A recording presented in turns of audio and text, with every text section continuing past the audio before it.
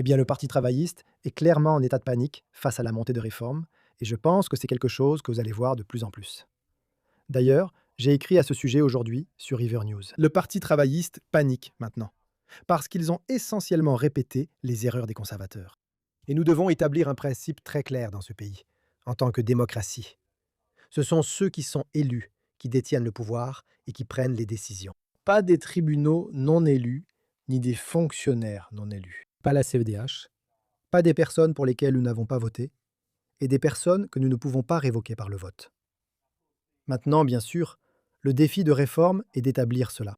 Contrairement aux travaillistes satisfaits du système actuel et aux conservateurs qui se plaignent sans agir, réforme passera réellement à l'action. Je trouve la situation actuelle dans le Warwickshire très intéressante. Voici le contexte selon Nigel Farage. Alors, qui dirige le pays? Est-ce les politiciens élus ou bien les bureaucrates et les fonctionnaires? Eh bien, c'est intéressant. Dans le Warwickshire, we behavior the Refiba Price Election Committee and we just lend men administration minority and on to date our promise. Nous avons dit au Conseil de ne pas hisser le drapeau de la fierté, de ne pas hisser le drapeau de l'Ukraine, de ne pas hisser de symboles politiques, seulement des drapeaux britanniques ou bien le drapeau du comté de Warwickshire. Le directeur général touche plus de 200 000 livres par an.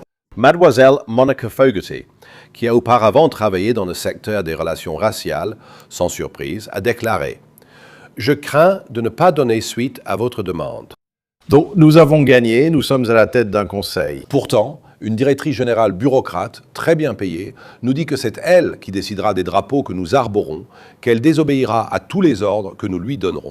Je pense que c'est un test pour ce qui arrivera quand nous gagnerons les prochaines élections générales. Ne doutez pas que nous riposterons et nous battrons fermement. Et en ce qui concerne Mademoiselle Fogarty, je pense qu'il est temps qu'elle cherche un nouvel emploi, vous ne croyez pas?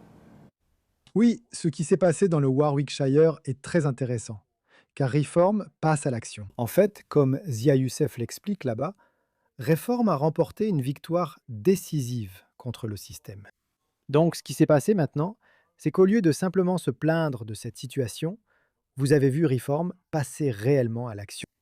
Ainsi, le conseil du comté de Warwickshire a retiré à son directeur général le pouvoir de décider quels drapeaux sont hissés devant le siège du conseil, et ce pouvoir de décision reviendra désormais au président du conseil. Donc, un changement décisif là-bas. Et les amis, ce n'est pas difficile si vous en avez la volonté. Si vous êtes prêts pour la bataille, si vous êtes prêts pour le combat, vous pouvez changer le système.